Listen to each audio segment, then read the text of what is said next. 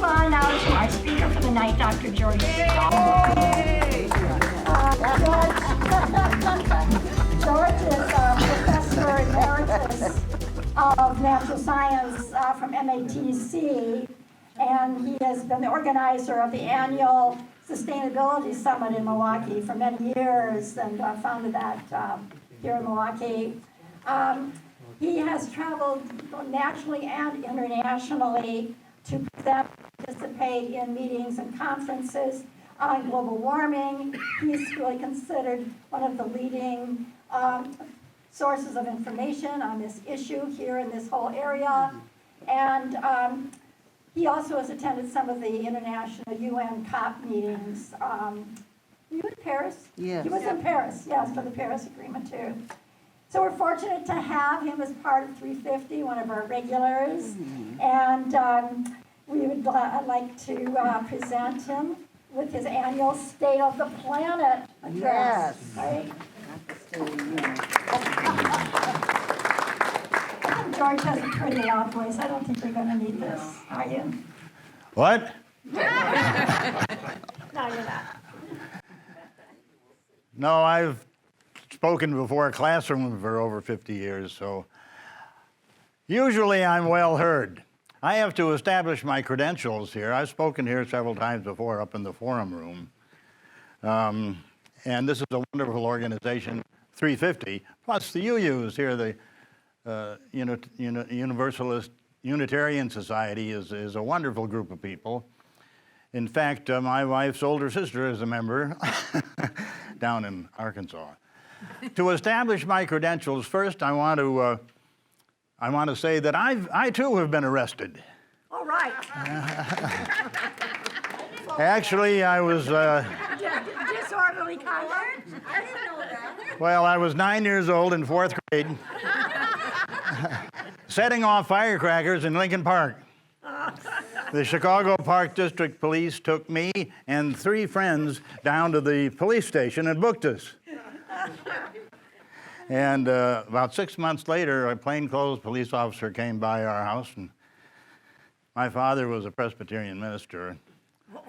And he questioned the police officer. He didn't have other things to do in Chicago besides a 6-month follow-up on a 9-year-old firecracker. Yeah. But anyway, I did overcome my fascination with explosives. Something very, very good happened to me last September. As usual, Eileen and I, we went to the annual meeting of the Geological Society of America. I'm a geologist. Stones their name, rocks are my game. And at that, I was so delighted to see the changes that have taken place in that association of tens of thousands of geoscientists. Of course, historically, the geologists have been closely related to the fossil fuel industry and the mining industry, and politically tend to be pretty conservative. But for the past 25 years, I've been organizing sessions and giving papers about global warming. And I'm not going to take much credit, but I will say I've seen a major change in the Geological Society of America this year. Well, it's been gradual. First of all, the presidential address was about climate change impacts. The principal keynote speaker, Catherine Hayhoe from Texas Tech, spoke about climate change impacts. I organized a symposium on climate change impacts. I was a co-chair. I also co-chaired a session and gave a paper on climate change impacts. And best of all, from my point of view, I was elevated in a formal ceremony to the status of Fellow of the Society. And the rationale was my leadership in raising awareness of global warming. Great. Now, the good news is that society has come a long way from supporting the fossil fuel industry and defending it at all costs to recognizing the problem and attempting to deal with it now. So and on the front of their magazine this spring, one of their journals, they featured the efforts to reduce the use of fossil fuels. So I'm very happy about that. It was good news. Katharine Hayhoe's keynote address, and she's a very well-known scientist, professor at Texas Tech, reviewed the impacts of global warming. And it was all I noticed, not that there was anything wrong with that, but she was totally focused on the impacts on people. She never once mentioned habitat loss. She never once mentioned loss of biodiversity and extinctions. You know, it was a kind of a display of species centrism. We have a responsibility as stewards of this planet to take care of all the habitats and all the creatures, if you believe that God created, or even if you don't. That bothered me. So in my paper that I gave a couple days later, I emphasized extinctions. And I introduced the term, if we don't reverse what's happening, we're going to wind up like Venus, and we will have a case of biocide, a destruction of life on this planet. And we're in the early stages of that right now. And this is, I think we should take this extremely seriously. I mean, we're just one species of animal on this planet. I took this quote from the wonderful Greta Thunberg. Well, you can read, you've stolen my dreams and my childhood with your empty words, and yet I'm one of the lucky ones. People are suffering, people are dying, entire ecosystems are collapsing. We are in the beginning of a mass extinction. Now, we geologists recognize 5 great mass extinctions in the history of the Earth, the last 500 million years since life became abundant. We are now in the 6th mass extinction, and this is the first one that is anthropogenic, human-caused. And all you can talk about is money and fairy tales of eternal economic growth. How dare you? A famous economist, whose name will probably come to mind sometime in the next 15 minutes,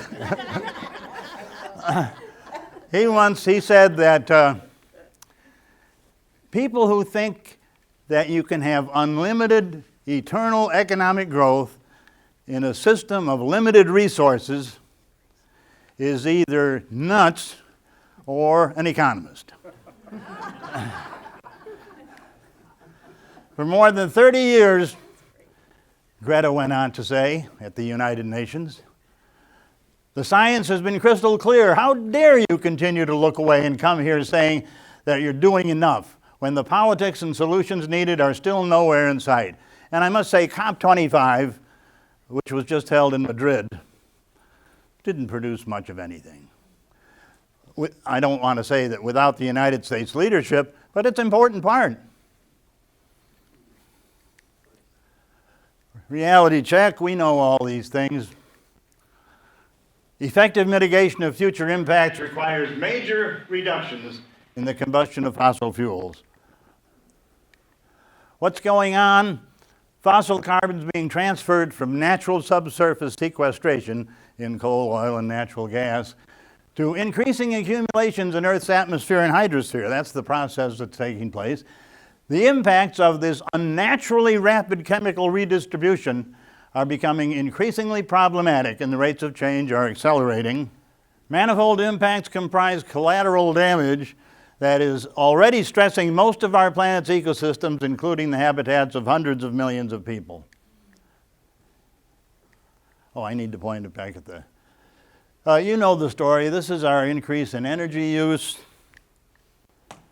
Here it breaks it down by fossil fuel. Notice this thin little area for cement. Cement is the worldwide #1 construction material. It's produced from limestone, calcium carbonate, by just heating it up and driving off the CO2, and that leaves calcium oxide, which is then combined with clay to make cement.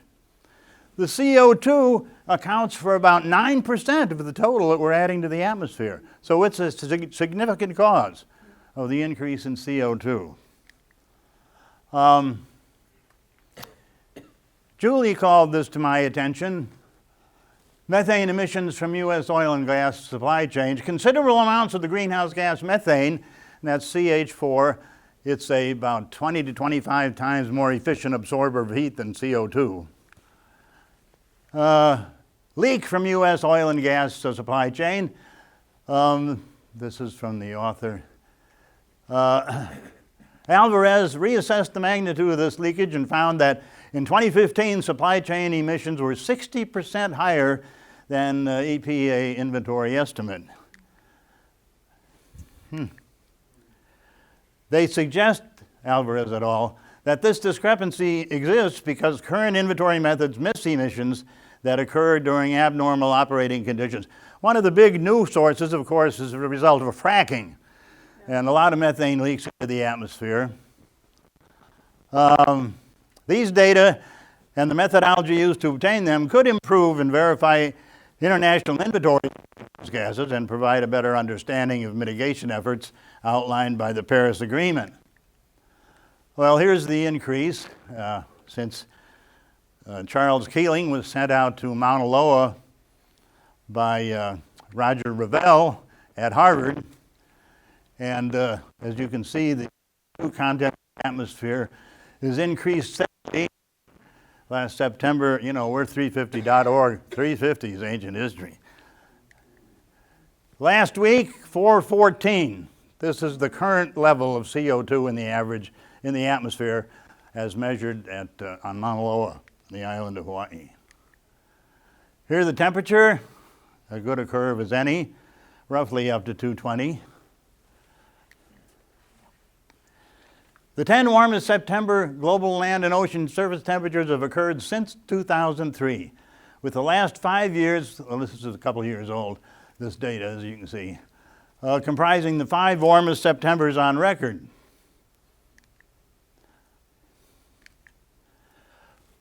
According to the National Center for Environmental Information, NCEI is the National Center for Environmental Information. It used to, pre-Trump, it was called the National Climatic Data Center. They changed the name and took a lot of the climatic information out. And what's left is very selected and slanted, and I feel for the scientists who work there and their conflict. It's the rate of change that really is concerning a lot of people. Kevin Trenberth out at NCAR in Boulder, particularly, some of the human-induced changes are occurring 100 times faster than they occur in nature. Trenberth says, and this is one of the things that worries me more than climate change itself. It's actually the rate of change is accelerating, that's increasing. As fossil carbons transferred at accelerating rates from natural subsurface sequestration to accumulations in the atmosphere and hydrosphere, the many impacts of this unnaturally rapid chemical redistribution are becoming increasingly problematic. And I think we already saw this slide. I think that's 2005. Katrina.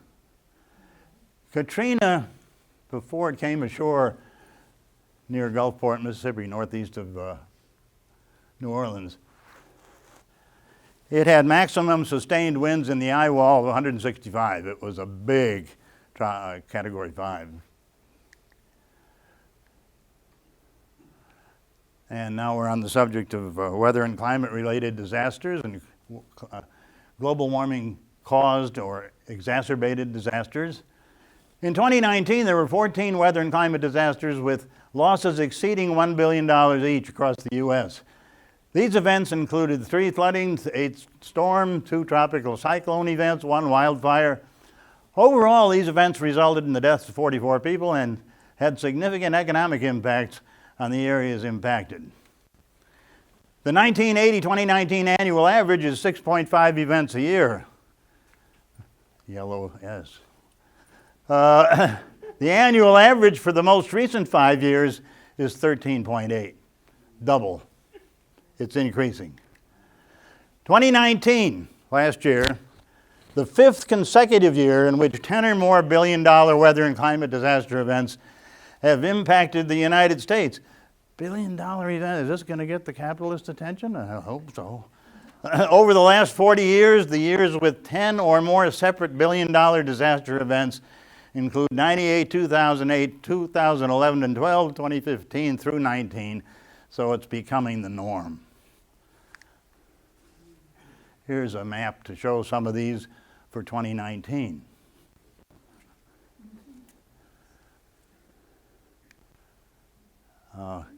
I forget whether this is California or Australia, but hot, long periods of hot, dry weather.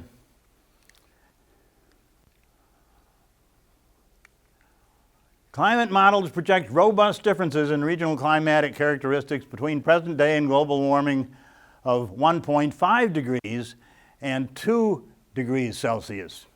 So there's a significant, the computer models and all the trends and data show that there's a big difference between 1.5 average increase in temperature around the world and 2 degrees.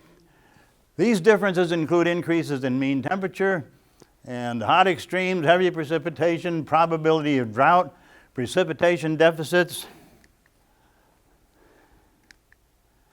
By 2100, global mean sea level is projected to be around 1/10 meter lower, with global warming of 1.5 compared to 2 degrees. The estimates of how much sea level rise there will be by the end of the century are continually being revised upward. There's a special center for that, and they have a web page from the University of Colorado. If you just Google the sea level rise, University of Colorado, you'll get that page. And the estimates have been increasing. They're up to at least 1.5 meters. Now, what, about 5 feet? 5 to 6 feet. Here's a special report that came out in 2018. Impacts lower at 1.5 than 2, clearly. And that's what this report was focused on. The need to restrict it to 1.5 degrees Celsius. And it doesn't look good at the rate of increase we're seeing. But it makes a big difference. Associated increases in ocean acidity, we know what that is because CO2 dissolves in water, forms carbonic acid, lowers the pH. And warmer temperature, less oxygen dissolved in the water. This affects, increase the acidity and lower the oxygen. That's going to have a serious impact on the life in the oceans, which of course is the base of the food chain on this planet. Talk about biocide. The oceans is not a good place to start. Limiting warming to 1.5 degrees is going to reduce the risks to biodiversity, fisheries, ecosystems. Climate-related risks to health, livelihoods, food security, water supply, human security, and economic growth are projected to increase with global warming of 1.5 and increase further with 2 degrees. Well, we understand that. Here's the Secretary General of the United Nations, Antonio Guterres. This was at the Action Summit last fall. People around the world have demonstrated that they understand the severity of the challenge and are asking for solutions. Youth in particular have taken to the streets in the millions, demanding urgent action to be taken. This call cannot be left unanswered.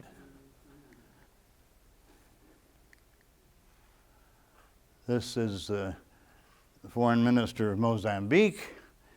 He says, "We must reverse the nefarious consequences of global warming, which is a powerful threat to our planet and to humanity." Indeed.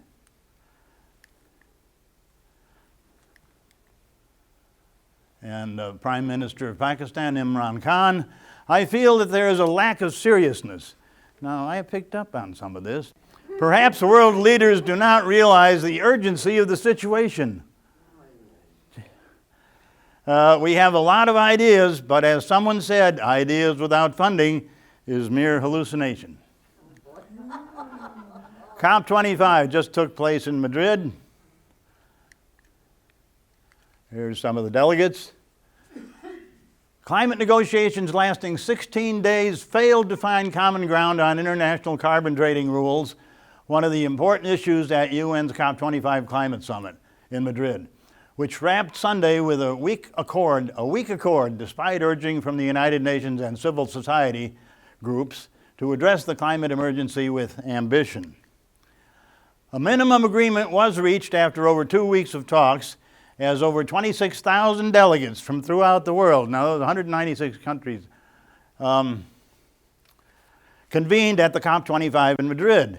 The COP26 next December is in Scotland. I assume it's in Edinburgh, I'm not sure. Delegates were from the 196 nations plus the European Union that are parties to the Paris Agreement. Guess who wasn't there? They met in Madrid to negotiate the final details of the treaty before it enters into force next year. Biodiversity. I'm going to focus in on this question of extinctions and threatened species. A large fraction of both terrestrial and, now these are observations. I always point out there's a big difference between measurements and opinions. Science is based on measurements. They can be duplicated by others and verified. Opinions, well, biodiversity. A large fraction of both terrestrial and freshwater species faces increased extinction risk under projected climate change in the 21st century. As emphasized by Mark Urban, we are now reaching a threshold for the impact of change on biodiversity. Extinction risks from climate change are expected not only to increase, but to accelerate for every degree rise in global temperatures. Cousineau warns climate change will be responsible for the mass extinction of species. Urban agrees we urgently need to adopt strategies that limit further climate change if we are to avoid an acceleration of global extinctions. Now, you know, life is like a three-dimensional, if you take time, four-dimensional web. It's all interconnected. We're causing all these extinctions and we don't know what the domino effect is going to be. Nature is declining globally at rates unprecedented in human history. And the rate of species extinctions is accelerating with grave impacts on people around the world now likely, warns a landmark new report from the Intergovernmental Science Policy Platform on Biodiversity and Ecosystem Services, the summary of which was approved at the 7th session of their plenary meeting last week. That was in last spring, actually. The overwhelming evidence of the IPBES global assessment from a wide range of different fields of knowledge presents an ominous picture, said Chair Sir Robert Watson. The health of ecosystems on which we and all other species depends. That's in white for a reason, for emphasis. The health of ecosystems on which we and all other species depend is deteriorating more rapidly than ever. We are eroding the very foundations of our economies, livelihoods, food security, health, and quality of life worldwide. Not to mention the millions of species with which we share this planet. The report finds that around 1 million animal and plant species are now threatened with extinction, many within decades, more than ever before in human history. Biodiversity and nature's contributions to people are our common heritage and humanity's most important life-supporting safety net. But our safety net is stretched almost to the breaking point, said Professor Sandra Diaz, who co-chaired the assessment with Professor Joseph Citelli and Professor Eduardo Bondizio.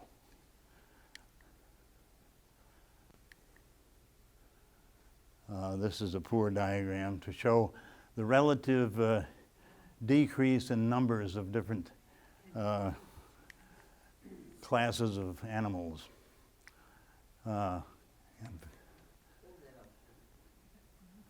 Yeah, amphibians, conifers, reef corals. Of course, the Great Barrier Reef's about half bleached out. Sharks and rays. Mammals, 25%. Dinosaurs, birds. This is serious. Here we build on the manifesto World Scientists' Warning to Humanity, issued by the Alliance of World Scientists. As a group of conservation biologists deeply concerned about the decline of insect populations, we here review what we know about the diverse drivers of insect extinctions, their consequences, and how extinctions can negatively impact humanity. We are causing insect extinctions by driving habitat loss, degradation and fragmentation, use of polluting and harmful substances, the spread of invasive species, global climate change, direct overexploitation, and co-extinction of species dependent on other species. With insect extinctions, we lose much more than species. We lose abundance and biomass of insects, diversity across space and time with consequent homogenization, large parts of the tree of life, one of Darwin's principal contributions, unique ecological functions and traits, and fundamental parts of extensive networks of biotic interactions. The loss of insects is extremely serious. We know about the bees, which are so essential for a lot of pollination, and including food crops. More than 30,000 species are threatened with extinction. This is from the Red List, which is put out annually by the International Union for Conservation of Nature.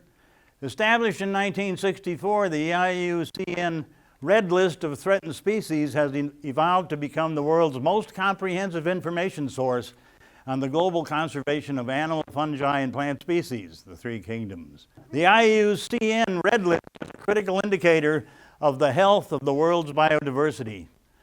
It's true. This Red List is a critical indicator of the health of the world's diversity.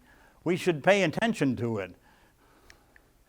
More than 30,000 species are threatened with extinction, 27% of all assessed species. Did you hear his speech? Anybody who might have listened to the Oscars?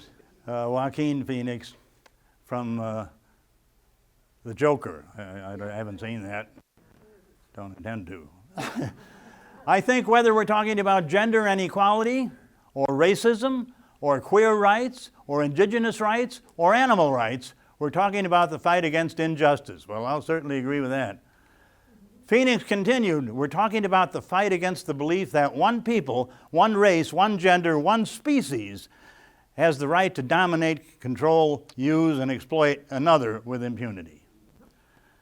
It's a pretty good definition of injustice. I agree with him. I mean, clearly. Hey, we don't want to be like this place. Venus. 96.5% carbon dioxide atmosphere. You know, it absorbs heat. Average surface temperature, 864 degrees. That's the direction we're heading in. Biocide. No life can exist under such conditions, life as we know it. Planetary biocide. The most effective counter-strategy is direct and clear presentation of science. But the paramount imperative is that citizens be advocates of reason. As we continue to celebrate the 75th anniversary of the United Nations, let us now confidently address our planetary climate crisis before it becomes irreversible. And it will eventually. Some of these processes just take over, we can't reverse them. And threatens not only exacerbation of Earth's sixth great extinction, but the eventual end of life as we know it on Earth. Planetary biocide. This is the title page from the paper I gave at the Geological Society last September.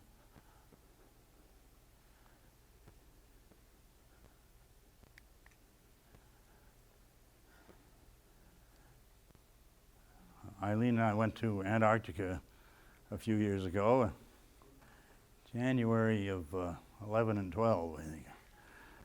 And 3-week trip. We had some great discussions. Richard Alley was on board as a scientific commentator. He's an extremely distinguished climate scientist from Penn State.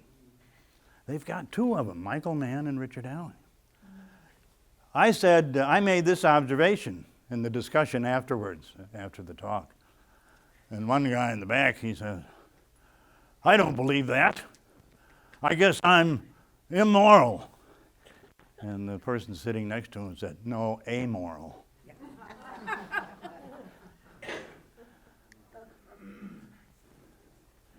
James Hansen, who spoke before Congress in August of '88, explaining what his computer projections showed about the future climate. Of course, nobody listened. I listened. A lot of people listened. The relevant scientific community, in our opinion, has been exercising self-censorship in its warning to the public about the danger of human-made climate change. It would be difficult to overstate. It would be difficult. Now, James Hansen, I know him. He's quite conservative in his personal manner. It would be difficult to overstate the threat of increasing human-made climate change, which we suggest threatens to bring about some of the greatest injustices in the history of the planet. Of current adult generations to young people and future generations, and of the industrialized North to the people of the South, as climate change is due mainly to emissions from nations at middle and high latitudes. We're responsible for it. I show this at virtually every one of my talks because I find it such a powerful statement, and it's by 2 scientists. A fundamental principle of a civilized society is to protect people from harm done by others. If we are to call ourselves a civilized species, there is nothing for it but to change the way we produce and consume energy. That's it in a nutshell. David Archer is a distinguished climate scientist at the University of Chicago. Stefan Ramstorff is over at Leipzig.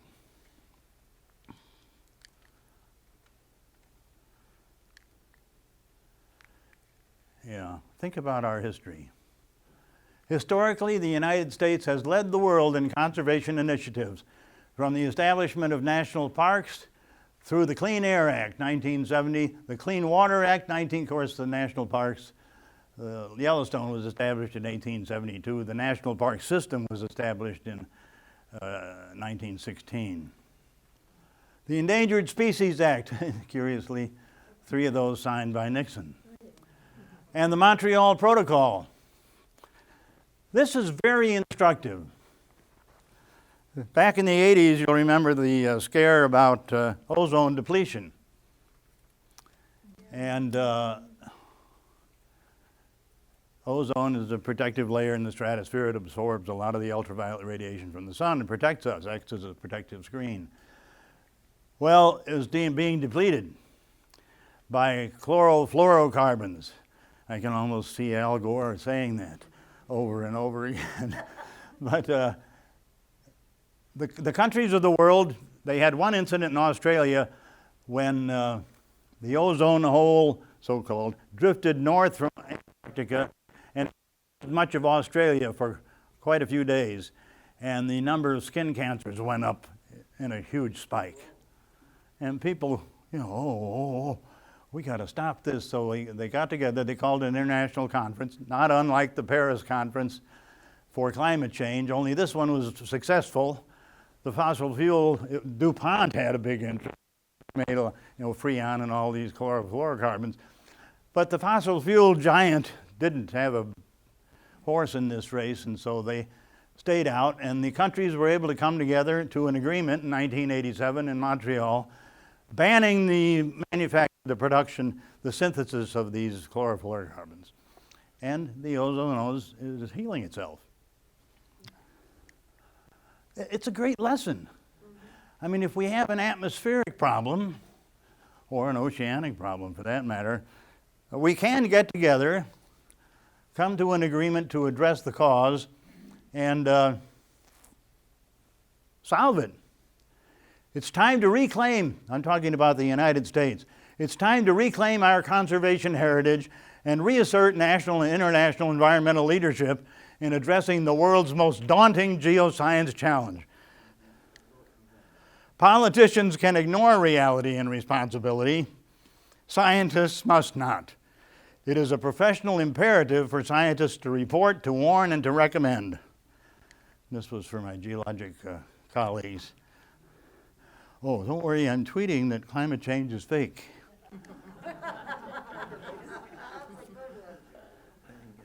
This is from today's news. I got it from an email news item today. President Trump's proposed budget for fiscal 21 calls for significant reductions to environmental programs at federal agencies, including a 26% cut to the EPA.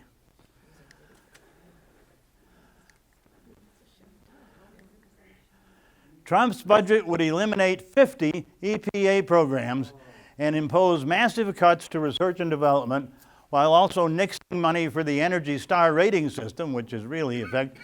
The Energy Star program, which measures the efficiency of electronics and appliances, would instead rely on businesses to pay a fee to participate in the program.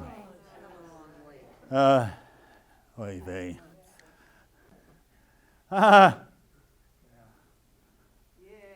Barack Obama's advice: every last person in this room is going to vote. A week from today. That's right. That's the first one. Here's the wave we're going to produce next November, as we did in 2018. Who's this? Frank Lloyd Wright. Frank Lloyd Wright. I saw him on TV in the 50s when I was in college, and he looked just like this. He died in 59, I think. His question is, or his statement was, the greatest tradition is change. I use that in all my classes ever since. The greatest tradition, and people make change. Oh, well, it's up to you guys.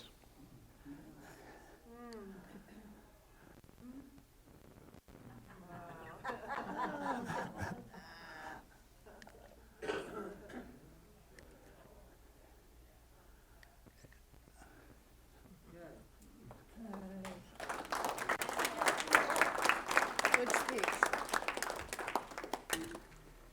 I see, I just felt it. Thank you. I'll be glad to entertain comments, questions, and I promise I'll thank you for your question and I won't yell at you. Ladies first. What is your group that elevated you to a fellow? What are they going to do now? What are they actually going to do to fight climate change? Well, they give graduate students grants. They have a lot of programs and a lot of separate committees. I mean, they've got about two dozen different sub-societies, like in paleontology and mineralogy and so forth. And so they're doing a lot of things. And they've got a cover story on their latest popular magazine. It's not their technical journal, but about their commitment to reducing greenhouse gases. But they've come a long way. Yeah. It's progress. Well, George, I want to thank you first for all that fake news you gave us. But it's interesting, those figures you gave about extinction, said there were 30,000 species threatened. Yes. And that's only 25% of those assessed. That's just a survey. There are about 6 to 10 million species. Oh, sure, but they've selected certain species Yeah, so in other words, most of what's happening out Yeah. there, we just have a small sampling. That's of. right. You know, and what we do see is terrifying, but it's just a drop in the bucket Yeah. for the number of species that are out there. Absolutely, that's a very good point. Millions of species. Terry? I think there was an IPCC subset committee report that came out in November or December on the use of land. Can you go into that? Tell us a little bit about that. No. I'm not familiar with it. Oh, okay. got an honest answer from me. Thank you. Land, I guess land is pretty fundamental to terrestrial life, including us. Too much land is in agriculture. Well, we got a lot of people on this planet. We have, of necessity, modified the natural ecosystems dramatically. And methane, you know, they used to make fun with Russ Feingold. Methane from bovine flatulence is something of a problem. But I'm not familiar with the report on land. I'll look it up. Obviously, it's fundamental to everything. In England, they're not building any houses at all around the edge of the island because they're concerned over rising seas. And any buildings that are around the UK, they're supporting, I mean, physically with structural devices and whatnot, because they are concerned. And in Lake Michigan, now it's the highest level it's ever been. That's right. I think 2 months ago, it was like 7 feet increase in height, and houses are falling off into the lake. Yeah. It's an interesting subject. I think my knees are starting to give out, so I'm gonna sit down. Remember George the Christ Church, where they had those houses right on the island? Yeah, well, they came over the cliff because of the earthquake. Lake Michigan and the other Great Lakes, of course, are in a balance between precipitation and evaporation, precipitation and runoff that adds the streams that come in. If about 15, 20 years ago, lake level was getting very low, the lowest in recent history. That's because there wasn't as much precipitation and evaporation had taken over. Professor John Montgomery over at Madison, who's retired now, did a study on Lake Mendota. He took all the records all the way back to 1860 and then measured during the last few decades, and he found a steady trend that the time of first freezing of Lake Mendota was getting later and later and later in the fall. And the time of first thaw was getting earlier and earlier and earlier. So in other words, the period of ice cover, which retards evaporation, of course, or stops it, was getting shorter and shorter and shorter. So the period of evaporation for these lakes was getting longer and longer and longer. And that was causing, and he did some comparative studies with other researchers across the northern tiers of states, Minnesota, Michigan, New York State, and found the same thing, that a lot of the smaller lakes were drying up. Well, now that trend is reversed. There's about 5% more moisture, more water vapor in the atmosphere now than there was 40 years ago because of evaporation from the warming oceans. And so there's more water vapor in the atmosphere, so we're getting a lot more catastrophic precipitation events. And the amount of rainfall has increased. And so rainfall has taken over as the driving force for Lake Michigan level, and the lake level has been increasing in the last 15, 20 years, whereas earlier evaporation was a key. Yes? I want to suggest a resource for people who are interested in this whole topic. It's drawdown.org. It's a book, it's a website done by Paul Hawken. I did a presentation to this group last year on this, but particularly for the journalism students that are here tonight, it might be something you want to look up. It's the only plan ever proposed to reverse global warming. Now, there's a lot to be said about it, but there's 100 different actions to be taken, including energy, reducing food waste, changing our food system, educating girls, doing family planning. Those all have implications for climate change. And Forestation, yeah, planting trees among them. So you can find the website drawdown.org and find a book on it if you like books rather than websites. But a real interesting series of proposals that really outline and quantify, therefore give the order of the most important things to do to address global warming. Thank you for your comment. I went to, a year ago September, to the Climate Action Summit in San Francisco. It was called by Governor Brown and some people in reaction to Trump's action of removing us from Paris. And I listened to the talks there, and I was surprised. I learned that they figured that roughly 1/3 of the CO2 problem is due to deforestation. And I hadn't realized it was that much.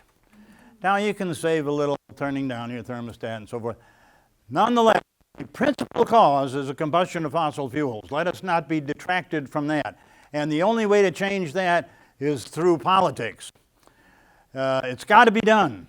We've got to save the planet. And that's the principal cause.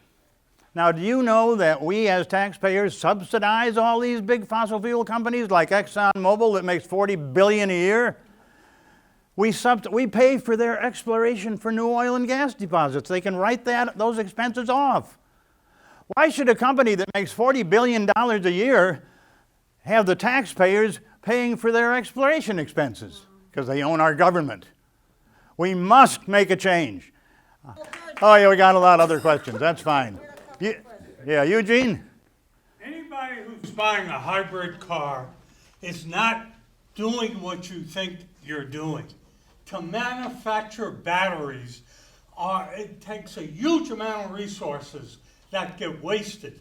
We don't even know what to do with the batteries when you don't need them anymore. Australia is the largest manufacturer of ammonia, with an A. Okay? Ammonia, they have now found, can be broken down and the hydrogen can be extracted from it very, very inexpensively. Vehicles already running on hydrogen are a boon. You don't need batteries. They weigh less. Batteries add weight to vehicles which are breaking up the roads faster. Hybrids, please don't buy hybrids and wait a few years till you can buy a car that burns hydrogen. Honda has been manufacturing buses and cars that do that for quite a while. There are more coming on the market. But the exhaust from burning hydrogen is what, George? Water vapor. Okay? About 15 years ago, Jeremy Rifkin, who was the founder and president of the Foundation for Economic Trends in Washington, Jeremy Rifkin wrote a book called The Hydrogen Economy. And he had it all laid out. It hasn't gone anywhere because we don't have the infrastructure. Hydrogen refueling requires a lot of specialized infrastructure, not too far apart. And that's the blockage on hydrogen vehicles. I want to know if we can rely on the United Nations. First of all, can we rely on their reports? Why not? They're all credible scientists. And can we rely on I resent that implication. I really do. Well, I honestly want to know, where do we look for the authority of Look at the list of scientists who authored the report, and you can contact them directly. They're all reputable scientists with well-established reputations and credibility. Well, what are their solutions? I just gave it. Okay. Reduce fossil fuels. That's the principal one. Okay. Christine? I just want to say we need trains. Like in China and Europe and England, there are trains. Get out of your cars, walk, bicycle. And the other thing is that the problem in America is that politicians are being bought and sold. Ron Johnson accepted $177,000 from the National Rifle Association. It's pathetic. That should not be allowed, period. Well, I think he got some from his cousin Boris. Julie? Last Thursday, it was 65 degrees Fahrenheit in Antarctica. Yeah. And the melting there is accelerating way beyond what anyone had ever predicted. And that's what's really going to be triggering the rise in the oceans.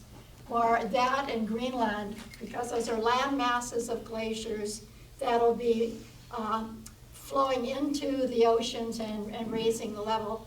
So it's very, very alarming, and so the acceleration of all of this, as you mentioned, is really freaking out the scientists that are monitoring it. And I think it's way beyond what they ever expected at this point. The Madrid COP conference that you mentioned this past fall, December, was, even though the United States was withdrawing from the Paris Agreement, they were still there. Our government sent lots of people to be there at that conference to undermine it. And they were at all of these various conferences. Democracy Now! Is reporting on this every day. They go to all of these international conferences. And so check out Democracy Now! For direct reporting of these conferences. They're saying that we were not only not participating, we were participating to undermine it. And so it's this very, it's wicked. I mean, it's terrible what some of these people are about. And we've just got to stop it, or there's no future for our kids or our grandkids. That's right. And thank you very much for your comment. I'll add to it. I went to this kind of thing goes on at every level all the time. I went to a workshop at the Imperial College in London back in 2003. You remember, Eileen. And it was a week-long workshop on global warming, when they still called it global warming, which is more appropriate. You know, that was a Republican staffer's suggestion to change it to climate change, so it was less threatening. At that conference, there was only about, I would say, maybe 3 dozen attendees at that workshop from around the world, mostly from the United States and the UK. But there were 2 guys from Saudi Arabia, and they were sent there specifically to disrupt the course. They would make statements that were outrageous and wrong. They would ask questions that were provocative and crazy. And, you know, really annoyed me. These guys weren't there to learn. They were there to disrupt. Even then, that's back 2003. But we sent our representatives from the Trump administration over to the Madrid COP5 to disrupt it. That's just despicable. Yes, in the back. Yes. For me, the elephant in the room is a cow, and a pig, and a chicken. If you can, one of the most educational films that I've seen recently is called Cowspiracy, and it talks about the effect of animal agriculture on our climate. It may be disputing what you just said, George. What I just found online was 51% of all worldwide greenhouse gas emissions comes from livestock production. So it's pretty close. You know, we have to work on both sides, but they're 2 halves of what we need to do to save the planet. Thursday, 6 o'clock at the Whitefish Bay Library, there's a meeting of Plant PB Now, which is Plant-Based Now. Room full of people just like this trying to move toward the plant-based diet. Most of those people, I think, are really concerned about their health, which we all should be as well. You folks may be coming from the other direction, looking at how we can save the planet, and eating a plant-based diet is essential. If you look at the amount of water, the amount of energy, the amount of land that's used to raise animals instead of planting, you know, raising crops that we can eat directly, like 70% it goes, I mean, if you see all the corn that's planted everywhere, we're not eating it.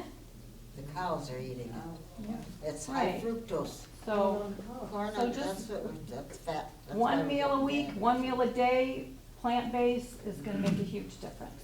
It's good. 6 Very o'clock, good. Whitefish Bay Library Thursday. Thursday, coming up, Yep. 2 days from now? Yep, they have, sorry, one more thing. They have, what do you call it when it's on the line and you can see a person speaking? Oh, streaming. Skype. Oh, Skype. They have speakers on Skype, and they're wonderful speakers. Most of them are physicians that have research that tells you how great a plant-based diet is for your health and how it can prevent lots of chronic illnesses. Thank you. If we went into a meatless Mondays, that's what they're talking about. If they had that, do you think what effect? It's would that have? worldwide. It's worldwide. It's in universities. I didn't There's know certain that. countries that have gone meatless Mondays. There are hospitals going meatless Mondays. There's a website, Google Meatless Mondays. Okay. Thank you for that comment. I just want to add to it that naturally, Ernest Thompson Seton estimated that there were 60 million bison on the Great Plains of North America before they were killed. In Africa, the Serengeti, millions upon millions, not anymore, but there's still a lot, of wildebeest and zebras and all kinds of ungulates. And these are all farting beasts, if you'll pardon the expression. So methane from flatulence is not something that humans introduced. It has been part of the natural scene for a long time, but it's much greater now because we're producing livestock in much greater numbers. Yes, sir. Given Brexit and building the wall on the Mexican border and the current situation in the Sahel, where we have literally thousands of people can't survive in the heat, needing to relocate. I'm interested in your thoughts on how are we going to relocate all these people when others are closing borders. Well, we have to care. That's the start. We have to care about them. Then we can figure out solutions. I would like not to change the subject, but I need to. Please do. Looking ahead a little bit, a number of political people lately have talked about we need to get to carbon neutral by 2050. Yeah, that's right. 30 years in the future. What's your opinion about the effectiveness of reaching that, particularly when we are not going to start tomorrow? Right. Well, it's going to take federal legislation, fairly important federal legislation. Can't do it state by state. And we're going to have to change the government, obviously. At least we've got some progressive candidates out there, which is better than they used to be. But we still have to fight the fossil fuel companies. Oh, absolutely. That's a biggie. And when we get caught up on little things that are important, don't get me wrong. What's a little thing? Well, just small things, we all need to do. We need to not use plastic. We need to not- No, But you're absolutely that's right. not gonna solve the That's right. problem. We need to do those things, but we need to get to those fossil fuel companies. That's And right. 350.org is one of the only groups that I know that's really fighting the big companies. And we gotta really have a powerful Well, backing, that's right. like a revolution, to be able to get rid of these oil companies who are in the pockets of both Democrats and Republicans. I don't like the word revolution. We've got too many guns in this country, 350 million guns, and we got too many violent people and too many Trumpies. They will interpret revolution as violent. They'll call us all communists. So I know what kind of revolution you're talking about, and you're absolutely right. The principal cause of global warming is fossil fuels. That's right. That's the principal cause. You can turn down your thermostat, that ain't going to do it. That's right. And you're absolutely right. It helps, sure it helps. I think one of the most fundamental things, though, has to do with the corporation. I know there's somebody here tonight who's worked a lot to repeal Citizens United. And I really loved you. The original all human activity has a moral dimension. And I think the basic problem has been that we humans, for a long time, going back to the beginning of our Judeo-Christian tradition almost, in comparison to indigenous cultures, have not seen ourselves as being an integral part of the environment. So we have to be consciously aware of how unique our species is and how much damage we can do. And as long as the central business model is the corporation that's only interested in profit, and the environment is a resource base and a waste dump, not much is going to happen. So I think the most fundamental thing one of the most fundamental things is to change the corporate model. And I know you're somebody who's been working on that. Yeah, I think Bernie Sanders is for move to amend. And, I mean, there are a lot of things up to get money out of politics. But that's not enough, because we need to say that corporations are not people. Because when he said that in 2010, when the Supreme Court decided corporations are people, that means they have our Bill of Rights. They have our Bill of Rights, and then they have a lot of rights that are special for corporations. They have more rights than we do. And so Move to Amend really has the basic, and Unite to Amend in Wisconsin, they really have the basic idea of what needs to be changed. Because corporations have slowly been becoming people since 1869. We have to get rid of that now, because they shouldn't have all those rights. They don't deserve them. They were written for people. And so everybody, I don't talk much about money equals speech, because, you know, everybody knows money isn't speech. I mean, I don't think that's an issue, but maybe it is. But we can't forget about corporations.